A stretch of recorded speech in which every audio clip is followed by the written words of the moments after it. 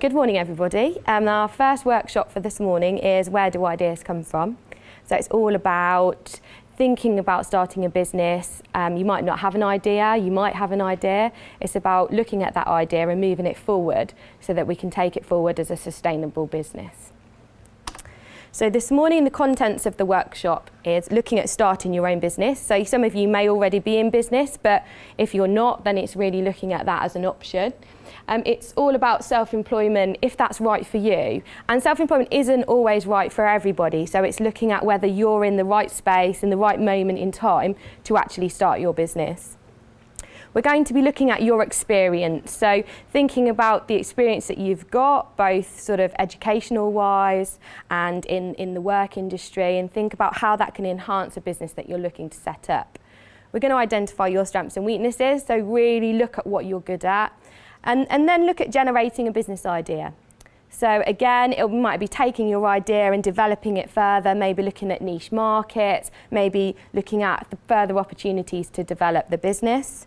We're going to develop that business idea. It's very important then, not all businesses are sustainable and viable. You know, not every idea works. So it's making sure that is it achievable. And somebody might be able to make it achievable, somebody might not. So it's making sure we've got the right tools, the right resources, and the right skills to achieve it. And then finally, about turning your idea into a business, and that will lead us nicely on to the next workshop for the day. Please feel free to ask any questions. Throughout the workshop, it's interactive, and we'll be getting you to do some exercises as well, just so that you get the most out of this morning. Okay? So, looking at starting your own business. Some of the reasons that you might start your own business. So, you might be fed up in your current position. You might be being made redundant. And there might be some changes at work, restructuring, and actually you don't fit into that structure anymore. It might be, what I find a lot, is that the work ethics of your organisation don't suit you personally anymore, and you no longer want to work for that. You might not agree with some of the things that are happening within that sector, within that organisation, and actually think and know that you can deliver it better. You might be looking to work after a career break. So you might have gone and had children, or you might have gone to do further study, and actually now it's time to come back and to start your own business.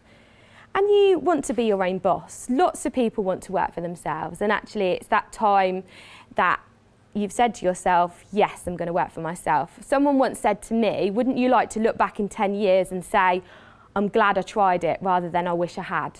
And I think that's very, very true. And I've kept that with me along my business journey, and that's really helped when I've thought, no, I can't do this anymore, because actually you're better to say, yes, I've done it and I'm a success, than, oh gosh, you know, I wish 10 years ago we had done that business idea.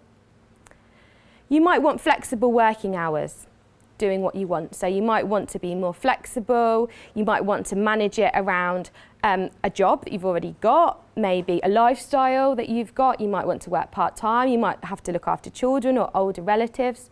So it's making sure that you've got that flexibility that you're looking for from your work.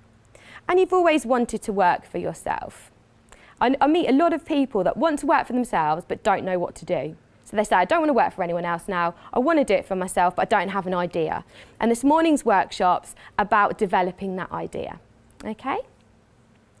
So then if you think, and you've answered yes to some of those questions on there, then starting a business may definitely be an option for you. But a lot of people are faced with, okay, yes, I can do some of those and I'm feeling like that, but actually, what will my business be and what will I do? What will the products and services be that I offer? Okay, so is self-employment right for you? So I want you to go through these questions, and I want you to either answer yes or no to them. So you can actually do that this morning. So first of all, are you a self-motivator? So can you get yourself up in the morning, self-motivated, yes, let's go, we're going to do this? Are you a good people person? So are you good at communicating with other people, talking to other people? Think about that. Are you good at that? Yes or no? Are you a good leader? So when you're in a situation, do you lead others? Or are you more comfortable with other people leading you? Are you more comfortable with being told what to do, or are you happier actually saying, this is what's going to happen and this is how it's going to happen? Do you take responsibility for your actions? So if you do something wrong or something not quite right, do you actually say, hands up, my mistake, I did it, but I'm going to take that experience and I'm going to learn from that and I'm going to improve myself and actually do it again in the right way? Yeah? Are you organised, or do you aspire to be organised? And are you hardworking? So would you class yourself as hardworking? If you can answer yes to some or all of those questions, then maybe self-employment is right for you. And how did you feel when you were going through those questions? Was it yes, yes, yes? Was there some no's in there? Yeah? Yeah, pretty much yes to all of those. Again, I think if you can answer yes to those, then really, really see self-employment as a good option for yourselves. So we need to think about your experience, because when you work for yourself, you still need to sell yourself. People will buy the services and products that you're selling because they'll see you, so they'll buy from you. So they'll buy from you the quality, the experience and the skills that you've got to offer. So think about, what does your CV look like?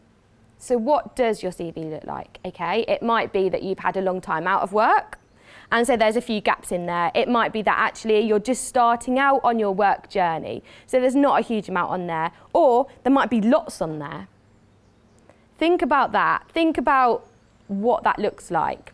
So if you've not got a huge amount on your CV, for example, I work with lots of women who have taken a time out to have children, and they look back and they've got a 5-year working gap.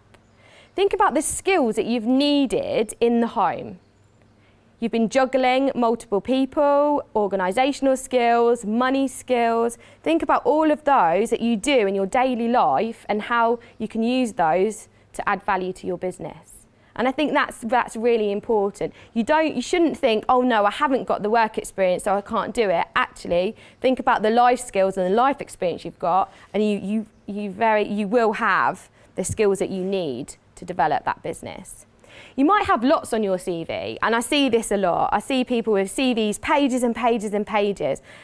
Think about your business idea, and then look back at your experience. Is it relevant? Do I need to know in 1995 you were a paper boy or girl? Not really. It's not really that relevant to the business idea that you're doing. So make sure you smarten up your profile, smartening up your CV.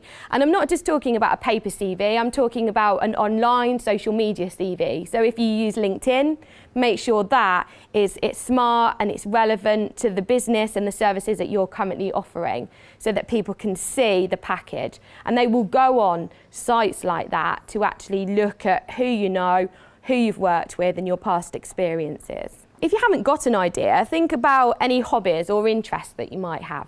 Think about, what have you always wanted to do? What has been your interest? It might be that you've always liked helping people.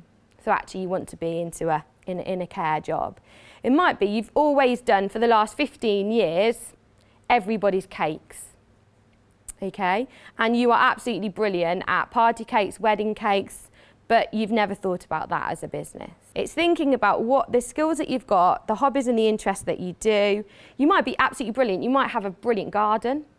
You might know everything there is to know about flowers. And actually, that's a very good business opportunity to do landscape gardening, to do lessons on how to grow, all those sorts of things. So think about what your hobbies and interests are, and then we can develop those into a business idea. Or think about your hobbies and interests and how you can maybe fit them in to the business idea that you've already got. So how can we pull those ideas in? So for example, ladies, in your care environment, if you're very good at, crafts, for example, you will know that may help the young people and the vulnerable people that you're working with, so you can pull those in as additional services that you're working, and potentially offering skills learning and development to the young people on top of the main care services that you're doing. So it's thinking about how you can add value to your offering with the work that you already do. What do you really enjoy doing? And this is so important. You really, really need to enjoy what you do. I think that's the key. And working for yourself isn't a big solution to oh, I don't enjoy my job, so I'm going to go and work for myself, because you will have down days. You will have days when, oh my gosh, this is all too much for me. But actually, go back to the heart of it. Why are you doing it? What do you enjoy? And pull back on that. Pull that together and think about what you really, really enjoy doing. It's your opportunity now to actually move forward and work for yourself and do what you want to do. And what did you always dream of doing? So think about that. What did you always dream of doing but actually thought you might not be able to do it? And if this isn't relevant to your business, it might be a personal dream, but actually if you've got it at the back of the mind that you want to do it, you will work hard within your business to ensure that you can achieve that in the end. So I think it's thinking about all of those things as a package. So really make sure, and if there's more than one of you within the organisation, pull your experiences together. Let's have a picture of what the skill set and the experience looks like of the organisation. This is very good as well because it might identify gaps. So there might be something that actually you know you're not that great at, and we're going to have to look elsewhere to fill those. But it doesn't mean that you can't still be successful in your business. We just need to pull other people in to offer those services and to add value to what we're doing. So I want you to spend a couple of minutes now thinking about your strengths and weaknesses. So think about looking at your strengths. What are you good at? Okay. What are your skills and experience? What are your strong personality traits?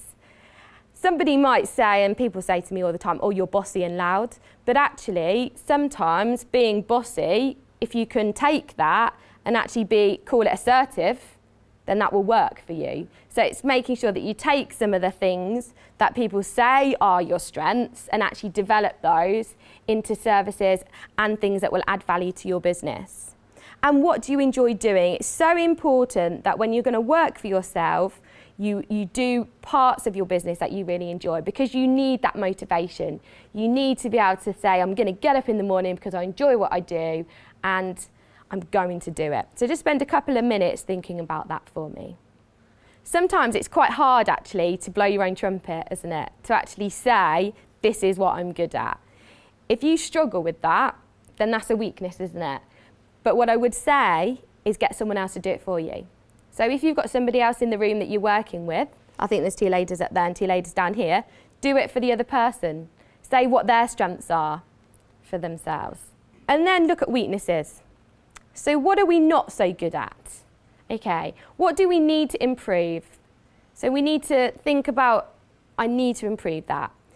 So I met a lady who really, really hated networking and speaking to other people. And that was a real weakness for her. And she knew that actually to be successful in her business, she needed to go out there and to improve those skills and to practice those skills. So she made sure she put herself in that environment where she was having to practice. Are there any gaps in your skills and experience? So when you think about what you're looking at offering, are there any gaps? So it might be qualifications. It might be something as simple as you haven't got the level of qualifications you need to develop your business. So what you might do is you might get somebody in who has whilst you're training, or you might say, actually, this is my 12-month plan. I know it's going to take me 6 months to get these qualifications, so I'm going to do that first, and then at the end of the year, I'm going to start my business. So it's making sure that you've built the picture up there. And what are your weak personality traits? So what are your personality traits that you think, might let you down in your business? And what do you not enjoy doing? Think about the things in your business that you don't enjoy doing. So I love business development, I love marketing, I love everything about selling. The financial element is the bit that I least enjoy, but actually I put the most emphasis on because it's the bit that I know that I need to work a bit harder at. And so therefore I make sure that I work on that bit. So it's thinking about that and thinking about what's the bit I least enjoy. Actually, I need to allocate time in my diary every week or month on that bit, because otherwise sometimes all the fun stuff takes over and you get behind on the stuff that actually you need to get your head down and work on. So think about what your strengths are and what your weaknesses are. So what we need to do is we like strengths, don't we? We want the things that are positive, the things that we can move forward with. So what can you do to turn your weaknesses into strengths? So what is it? What can you do? Can you practice something? Can you go and get further education? You can go on a course, maybe work with somebody else, get somebody else in. There's lots of solutions to turn your weaknesses into strengths. So when you look back at your weaknesses, you need a plan of action. What can you do to turn those into strengths? So think about that. So when you go back to the chart here, you almost need a second column next to weaknesses, which is turning weaknesses into strengths. So then you can start to see how you're going to develop that. But also, what can you do to add to your strengths? You know, what can you do to improve them? Further practice, development. You need to think about that as well. Adding value all the time. It's always a journey. You know, you've never stopped learning and developing and improving. I haven't met anybody that has. So again, think about those strengths and think about how you can improve and enhance them. I suggest to most people that you redo your strengths and weaknesses annually. So you do it every 12 months, along with, we'll talk later on, with your business plan and development plan. But if there are any major changes to your enterprise or to your life, then you need to reevaluate them, because then you need to think, actually, you know, what am I good at? What am I not so good at? So it's not just about the major changes in your business, but it could be major changes in your personal life and environment as well. So what do you want to achieve? So it's very important. You're saying, right, I want to start my own business. What do I want to achieve? Set personal goals. I'm a big believer on the 1st of January of every year. It used to be in a paper diary, now it's on a telephone. I put 5 goals in my telephone on the 1st of January. And they're personal goals, so what I want to achieve myself. So normally it might be get fit, get healthy, it might be buy a new car, move house, just be more comfortable financially. It might be have more fun. So it might be, actually, I've decided that every month I'm going to have a family weekend where we all go away together, and that's what I'm going to achieve. Put that in your diary. Put those 5 things you want to achieve. And like it says here, it might be money-led, but very often not. It might be better independence. It might be you might have more fun. It might be that you want more time for you. It might be that you might want to meet a challenge. You might want to climb Kilimanjaro or jump out of an aeroplane. Whatever it might be, put it in there. Because when you work for yourself, time goes very quickly. And it can be exhausting as well as exciting and challenging.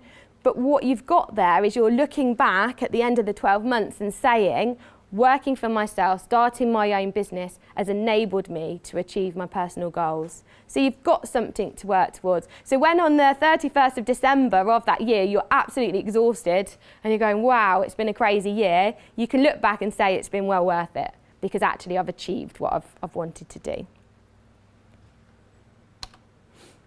So let's look at generating a business idea. And some of us have got an idea in the room. We might want to develop that, or we might want a new idea.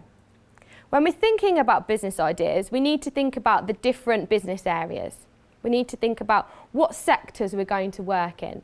So you've got retail, you've got service, we've got manufacturing, we've got internet and IT, creative, technology.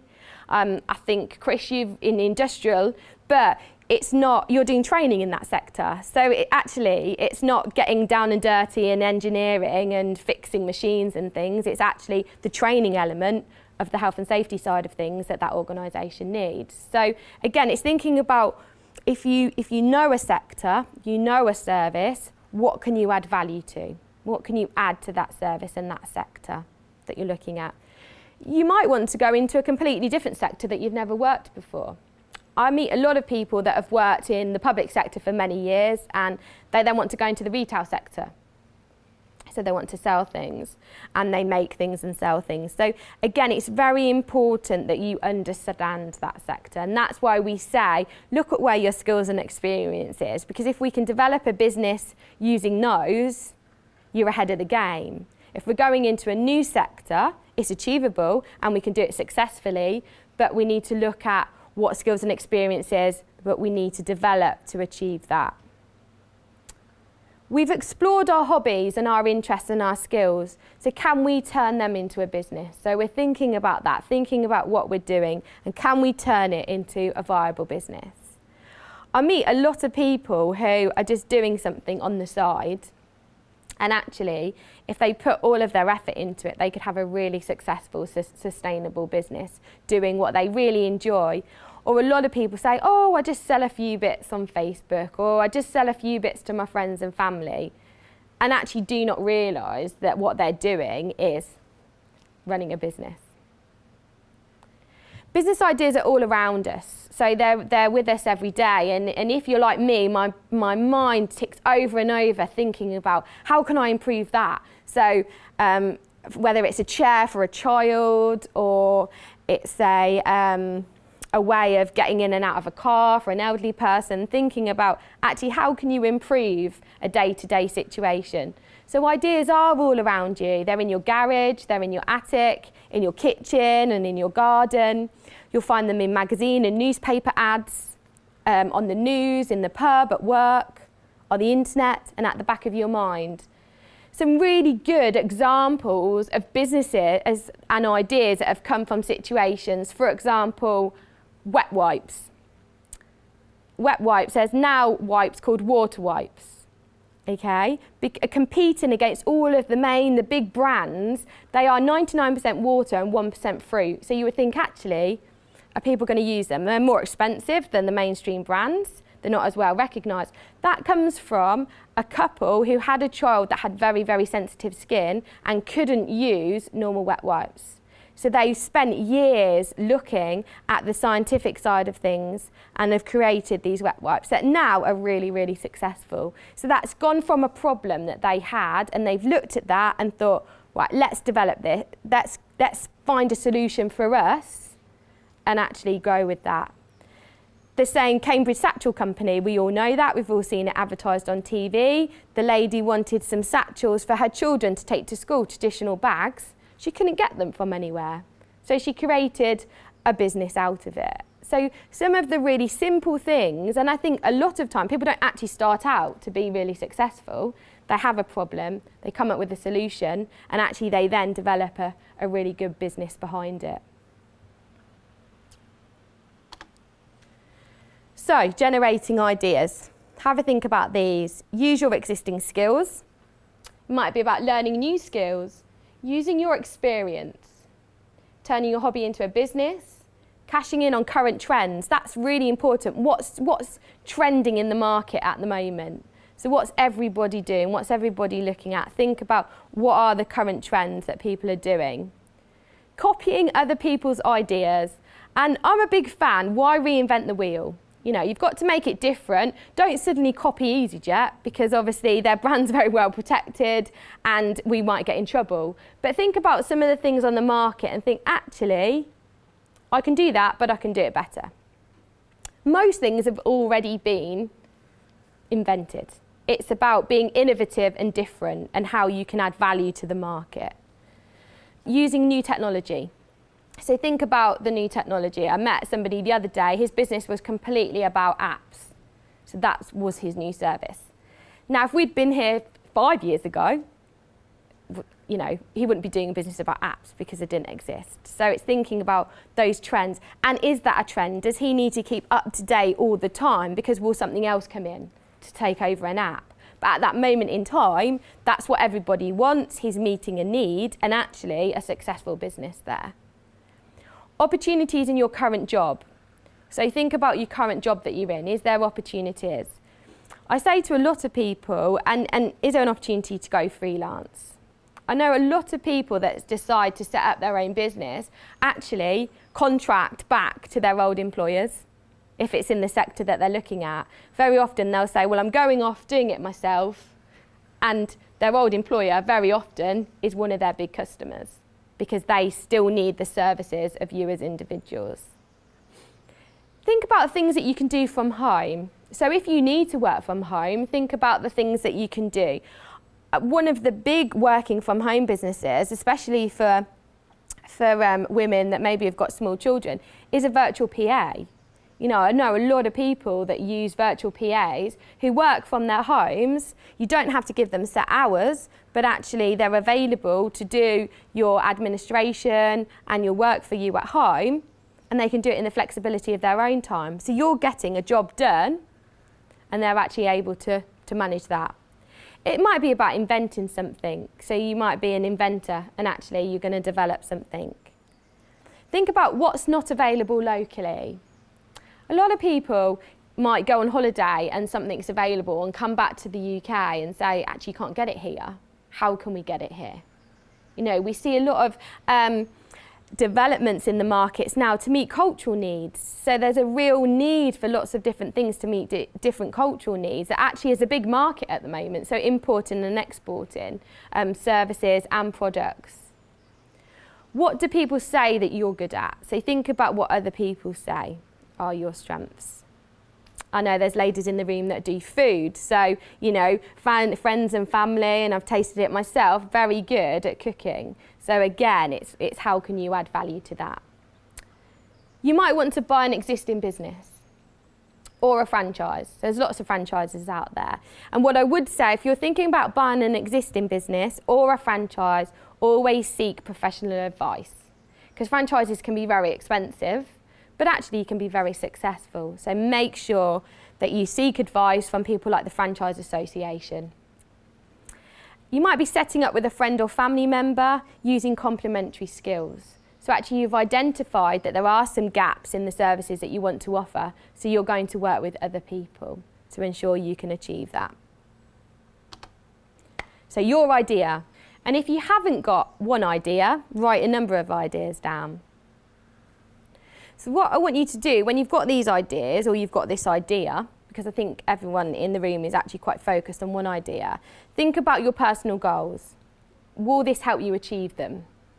So I want you to think about, will it help you achieve work-life balance? If that's a goal that you've got, will this help you do that? If you'd like to earn more money, would this let you achieve that? So think about your idea, and will it enable you to achieve your personal goals? And by scoring your ideas, you should be left with a great idea that you'd like to develop further. So if you're juggling a couple of things, by scoring them, by looking at actually what you want to get from the business and the services that you're offering, will help you to focus that a bit more. So you can see here, this is a really good way to develop your idea. So you're choosing your business idea. So you put your idea in the middle. Okay, so if we take the greeting cards, for example, that's quite a good one. So we've got greeting cards. Okay, so what market would you aim at?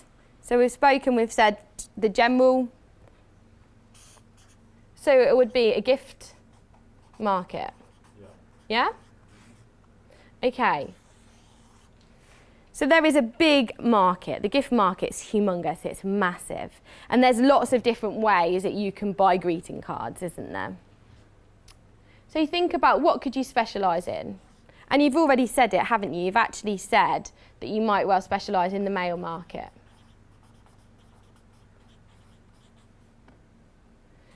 Again, it's good to start to segment it off, and we're going to talk more about that later on, but it's good to start to think about what can you specialise in. We've got some massive brands that specialise in online cards. And this is a really quick and easy way of sending cards all over the world. So there's different ways that we can specialise.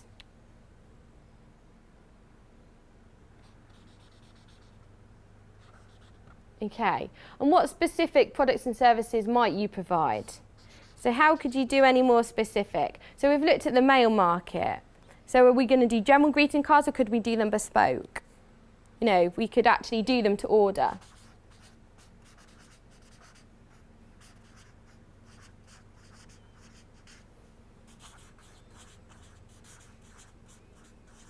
Bespoke to the needs of our customers.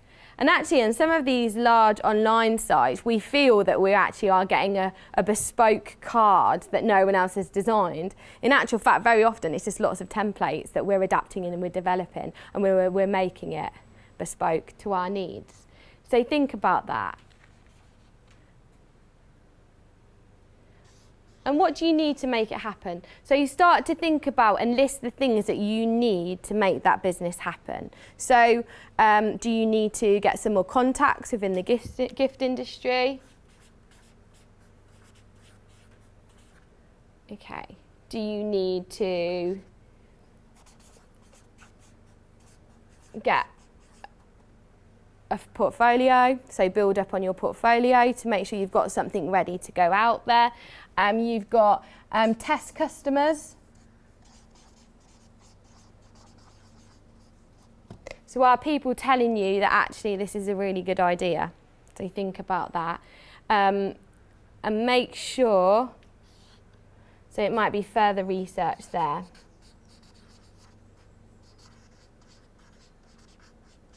And you can take any idea, you could do this for anything and start to look at it a bit more bespokely. So actually, how are you going to do it? And think about where. That's a really important thing. Where is it all going to happen? Where are you going to sell your products and services? Where is it going to happen? Is it going to happen in a certain geographical area? Is it going to be available to anybody all over the world? And if so, how are you going to make that happen? And what resources and skills are you going to use?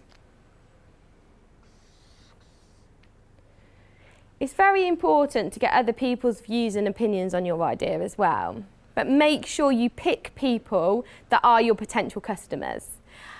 Lots of people come to me and say, I've got this brilliant idea and it's going to work really, really well.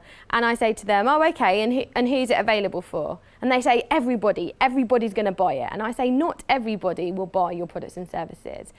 Everybody has a target market, okay?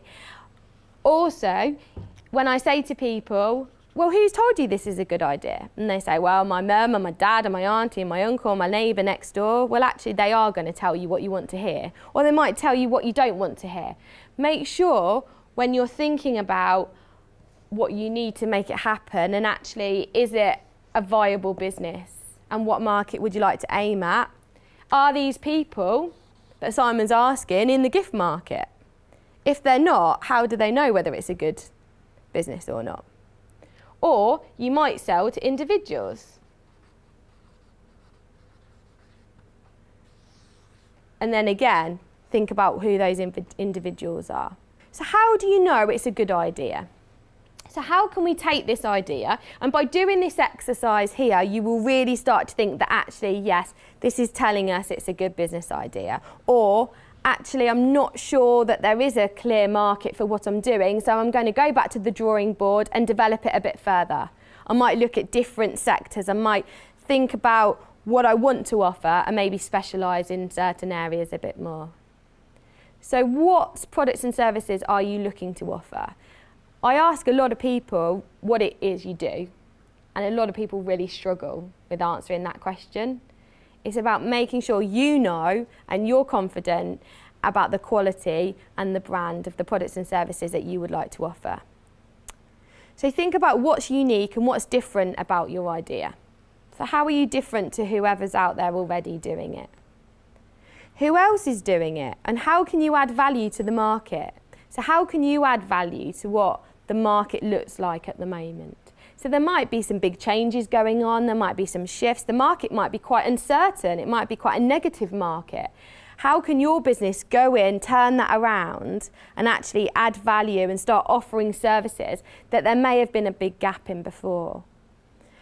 Sometimes you might be filling a gap where people have had a negative experience of services. So how do you turn that around? Although it wasn't you that had a negative experience with one of your competitors.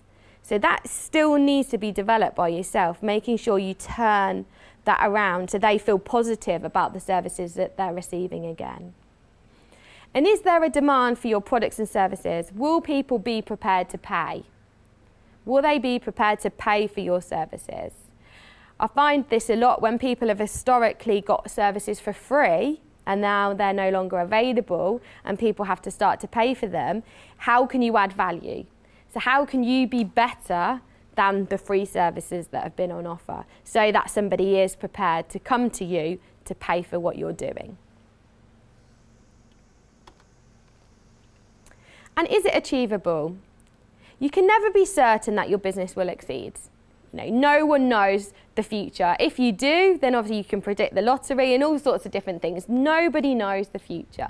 However, you should believe in your heart that you can make it work. If you feel passionate about what you're doing, you've looked at your skills and experiences, you've looked at whether there's a need for what you're offering, you really, really should believe that you can make this work and that you're going to develop this business idea moving forward. The following things will improve your chances of being successful. So make sure that you can start to build these things up, so that you need to have the skills to do what is necessary to move your business forward. So do you have those skills? Go back to your strengths and weaknesses. Are there any gaps that we need to be filling up? But you can attract the talent you need to run the business. So again, if there are any areas that we need to improve, we need to pull in, we know somebody that can help, or we've worked with somebody that can help. The market will be ready to receive your product and service before your money runs out. And that's a big thing. Making sure that there's a need and there's a demand tomorrow so you could go out and sell and market your services. And we say about test marketing. So it says here that you have access to 1 or 2 initial customers that will help you test your product or service. We need that. When we talk about, and we'll look at it further, about selling your business and selling your services, other people, existing customers, are your best sales team. They will be the best people that will get the word out there. So it's very important that you've got people to test your products and services, to come back to you and say, this works really well, I think this needs improving. And use that feedback to actually develop your business further. You have or you can secure the financials necessary to deliver your plan. So when we think about our idea, I talk to some people and they say, right, this is my idea and I want 5 cafes in 12 months. And I'm like, wow, you must have an endless supply of cash. And they're like, oh no, I haven't got any money to inject into this business. Let's take a step back. Let's be realistic about what we want to achieve. Think about, have you got the financials, or have you got the financials available to deliver your plan? That you can overcome any barriers that you may face. So you've got the confidence, you've got the skills, and you've got the knowledge and the know-how to know that your business will be successful. And if you're faced with barriers, and you will be, and there will be a lot of self-doubt going on, and there'll be other people doubting your ability and whether it can be successful. But if you know you can overcome those barriers that you will face, then you will be successful in your business. And you'll continue to face those. Even the greatest entrepreneurs and the most successful entrepreneurs face those on a daily basis. They just have lots of other people now supporting them. And that your business has the potential to generate revenue levels greater than your expenses. So can your business break even? Are you going to make money? At the end of the day, your business, to be sustainable, needs to make money and it needs to make a profit. So you need to think about those and think about that to make sure that you are going in the right direction and you are setting up the right business for you.